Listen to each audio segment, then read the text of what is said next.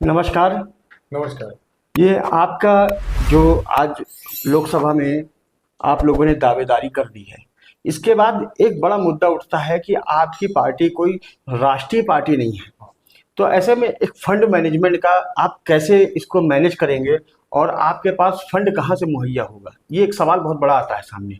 हाँ, ये सवाल है क्योंकि राष्ट्रीय पार्टियों को तो चंदा देने वाले कई धनवान सेठ लोग हैं, लेकिन छोटी पार्टियों को चंदा देने वाला कोई मिलता नहीं है।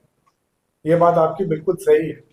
फंड मैनेजमेंट हम ऐसे करते हैं कि अभी जब हमने विधानसभा का चुनाव लड़ा और जीता भी, तो हमने हर घर में गए, हमने सिर्फ उनसे 10 रुपए लिया और 1 किलो चावल लिया। उसी फंड से हम जीत हासिल की है। वही हम प्लानिंग यहाँ पर भी लोकसभा में आजमाएंगे। हर घर घर जाके 10 रुपया और 1 किलो चावल का आशीर्वाद उनसे प्राप्त करने की कोशिश करेंगे। अच्छा, अभी जैसे कि एसटी सीटें हैं, 4 सीटें एसटी है और एससी सीट 1 है और 6 जनरल सीट है। तो आपको नहीं लगता कि छत्तीसगढ़ में जिस हिसाब से जनसंख्या अनुपात है, उस अनुपात के हिसाब से जो है ये सीटों का बंटवारा उचित नहीं है? हाँ, सही बात है, क्योंकि यहाँ पे छत्तीसगढ़ में करीब करीब 32% आदिवासी हैं और एससी भी करीब करीब मेरे ख्याल से 30% है एससी में। और तो उस हिसाब में एससी की सीट कम है, यहाँ पर एससी की सीट बढ़ाना चाहिए और जनरल की सीटें कम करना चाहिए। तो अगर आप यहाँ पर सत्ता में आते हैं तो क्या इस बात को लेकर आप संसद में आवाज उठाएंगे, आपकी पार्टी? बिल्कुल उठाएगी। जो चीजें गलत हो रही उसको कोई ना तो कोई सुधारेगा ही, और वो पहल हम ही क्यों ना करें। यानी कि आप मूलभूत समस्याओं को लेकर सदन में अपनी आवाज बुलंद करने की तैयारी में हैं। बिल्कुल है हम, और करेंगे। अपना परिचय दे दीजिएगा। अजय चकोले, प्रदेश प्रवक्ता, गोंडवाना गणतंत्र पार्टी, रायपुर।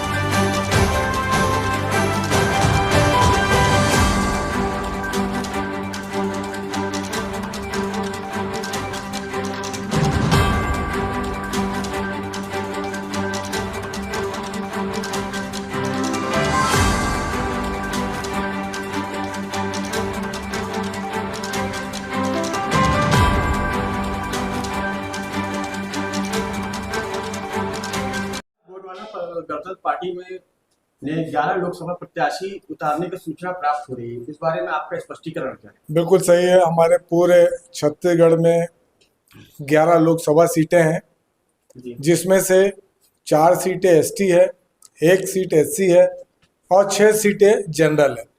उसमें गोंडवाना गणतंत्र पार्टी सभी 11 सीटों में अपने प्रत्याशी उतार रही है। जी, तो इनके नामों की सूची जो है आप थोड़ा सा बताएंगे, कौन कौन से नाम और कौन कौन से विधानसभा लोकसभा में इनको टिकट मिला हुआ है? जी, हम शुरुआत करते हैं सरगुजा से। सरगुजा सीट श्री LS उदय जी चुनाव लड़ेंगे वहाँ से। रायगढ़ सीट मदन गोंड ये लड़ेंगे। जांजगीर चांपा मनहरण लाल भारद्वाज ये हमारे प्रत्याशी होंगे। बिलासपुर से नंद किशोर राज जी हमारे प्रत्याशी होंगे। नंद किशोर राज जी पहले 2-3 बार विधानसभा लड़ चुके हैं काफी अनुभवी हैं, ये चुनाव लड़ रहे हैं। रायपुर सीट लाल बहादुर यादव जी लड़ रहे हैं। दुर्ग से मनहरण सिंह मरकाम ये चुनाव लड़ रहे हैं। महासमुंद से मोहम्मद फरीद कुरैशी ये चुनाव लड़ रहे हैं। ये पिछला लोकसभा 2019 भी लड़ चुके हैं, काफी अनुभव है इनको, इसलिए इनको दिया गया है। राजनांदगांव से नरेश मोटघरे जी, ये अभी पिछला 2023 का विधानसभा चुनाव इन्होंने डोंगरगांव विधानसभा से लड़ा था और उनको भी अच्छा राजनीतिक अनुभव है। कांकेर से सुखचंद नेताम जी चुनाव लड़ेंगे। सुखचंद नेताम जी का बहुत आखिरी में इनका निर्णय हुआ और ये हमारे प्रत्याशी रहेंगे। एक कोरबा सीट से क्या नाम रह गया है? कोरबा सीट से, हाँ, कोरबा सीट से श्याम सिंह मरकाम जी चुनाव लड़ेंगे।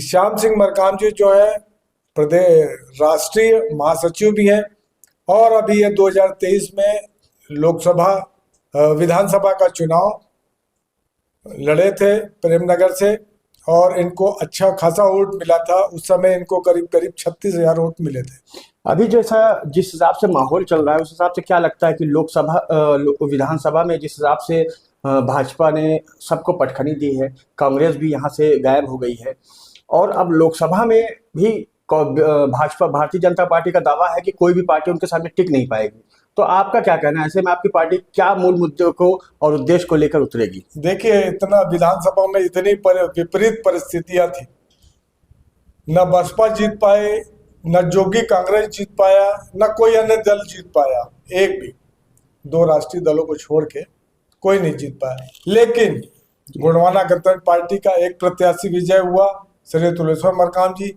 इसका तात्पर्य ये हुआ कि छत्तीसगढ़ की जनता तीसरे विकल्प के तौर पर गोंडवाना गणतंत्र पार्टी को मानती है और उसको वोट दे रही है। और हो सकता है कि इस लोकसभा चुनाव में भी 3 से 4 सीट गोंडवाना गणतंत्र पार्टी को प्राप्त हो सकती है। छत्तीसगढ़ के अलावा अन्य राज्यों में भी गोंडवाना गणतंत्र अपने प्रत्याशी उतारने की बातें सामने आ रही है, तो इसमें कितनी सच्चाई है? नहीं, बिल्कुल हो रही है। मध्य प्रदेश से चुनाव लड़ा जा रहा है। अभी इस बार का लोकसभा चुनाव मध्य प्रदेश से लड़ रहे हैं। तो आगे की रणनीति के लिए क्या आपकी रणनीति होगी और आपके जो प्रत्याशी हैं क्या ये उतने खरे उतर पाएंगे? बिल्कुल खरे उतरेंगे। जब हम विधानसभा में हमारा एक प्रत्याशी खरा उतरा है तो लोकसभा में क्यों नहीं होगा? लोग जो है काम देख रहे हैं, लोगों के बीच कौन जा रहा है वो देख रहे हैं। तो मतदाताओं को किस तरीके से उनसे मत प्राप्त किया जाए, उनका किस तरीके से उनके कार्यों को किया जाए, इस पर विचार विमर्श करके गोंडवाना गणतंत्र पार्टी सतत प्रयत्नशील और प्रयत्न कर रही है। तो लोग उनके कार्यों को देखते हुए उनको जरूर प्राथमिकता प्रदान करेंगे। अपना परिचय। अजय चकोले, प्रदेश प्रवक्ता, गोंडवाना गणतंत्र पार्टी, रायपुर। आपके सभी प्रत्याशियों को और आपको हार्दिक शुभकामनाएं। धन्यवाद।